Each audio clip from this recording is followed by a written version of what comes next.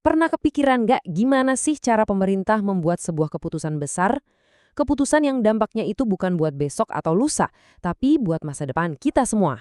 Nah, kali ini kita akan bedah soal itu. Soalnya begini, mereka itu harus bikin keputusan-keputusan raksasa yang nilainya bisa miliaran dolar dan menyangkut hajat hidup jutaan orang. Pertanyaannya, gimana cara mereka melakukannya? Apa cuma pakai tebak-tebakan aja? Tentu enggak kan? Yuk, kita mulai dari tantangan dasarnya dulu. Sejujurnya, membuat kebijakan itu seringkali kayak kita jalan di ruangan yang gelap gulita.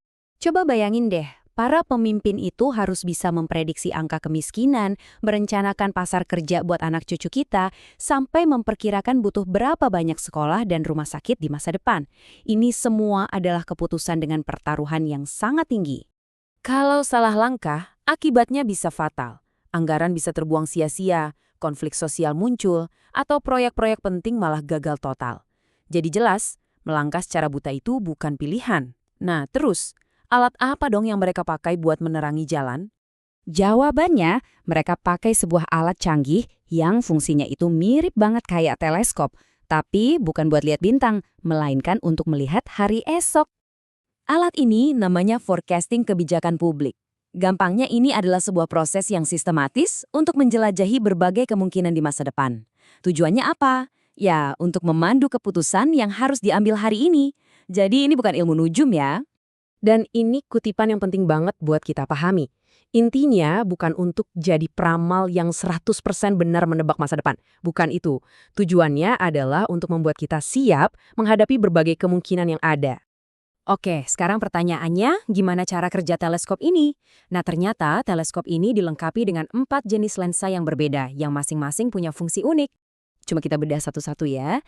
Lensa pertama itu ekstrapolatif. Ini kayak kita nyetir sambil lihat kaca spion, pakai data masa lalu buat memproyeksikan tren ke depan. Terus yang kedua, lensa teoretis. Ini pakai logika sebab akibat. Misalnya, kalau subsidi dipotong, apa ya dampaknya ke daya beli? Nah, itu dia. Ketiga, ada lensa intuitif. Ini kita pinjam pengetahuannya para ahli, minta pendapat mereka. Terakhir dan ini yang paling keren, lensa skenario. Ini kayak kita bikin beberapa versi film masa depan. Ada skenario optimis, moderat, sampai pesimis. Dengan gabungan keempat lensa tadi, para pengambil kebijakan itu jadinya nggak cuma lihat satu gambar masa depan. Mereka bisa memetakan seluruh landscape kemungkinan, tentang apa saja yang bisa terjadi. Biar lebih gampang dipahami, kita pakai contoh yang dekat sama kita semua deh. Merencanakan sistem transportasi di sebuah kota besar. Prosesnya kira-kira begini. Pertama, kita petakan dulu semua masa depan yang mungkin terjadi. Misalnya kemacetan bisa meningkat drastis. Kedua, kita persempit ke masa depan yang paling mungkin berdasarkan data saat ini. Contohnya, jumlah mobil pribadi terus nambah.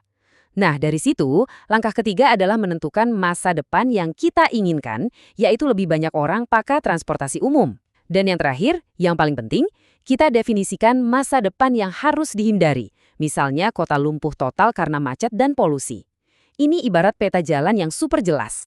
Lantas, kenapa sih semua ini penting banget? Jawabannya terletak pada perbedaan fundamental antara mereka yang merencanakan ke depan dengan mereka yang kerjanya cuma memadamkan kebakaran. Nah, ini dia perbandingannya. Di satu sisi ada kebijakan reaktif yang baru bergerak kalau sudah ada krisis. Fokusnya jangka pendek, seringkali lebih mahal dan ibaratnya cuma bersih-bersih setelah banjir datang. Di sisi lain ada kebijakan antisipatif. Ini digerakkan oleh data, punya strategi jangka panjang, fokus pada pencegahan. Ini seperti membangun bendungan jauh sebelum musim hujan tiba. Jelaskan bedanya? Jadi, berapa jumlah ideal keputusan besar yang boleh diambil tanpa mempertimbangkan masa depan? Jawabannya sudah jelas, 0 besar. Karena kalau kita nekat memerintah secara buta, risikonya sudah pasti. Penolakan dari masyarakat, kebijakan gagal di tengah jalan, konflik sosial, anggaran yang sia-sia, dan yang paling parah, kita kehilangan banyak sekali peluang untuk jadi lebih baik. Nah, ini mungkin jadi bahan renungan buat kita semua. Pada akhirnya, kita mungkin sudah punya teleskop untuk memetakan masa depan. Tapi pertanyaannya, punya alat itu satu hal. Punya keberanian dan kemauan politik untuk mengikuti petunjuk dari alat itu adalah tantangan yang sesungguhnya.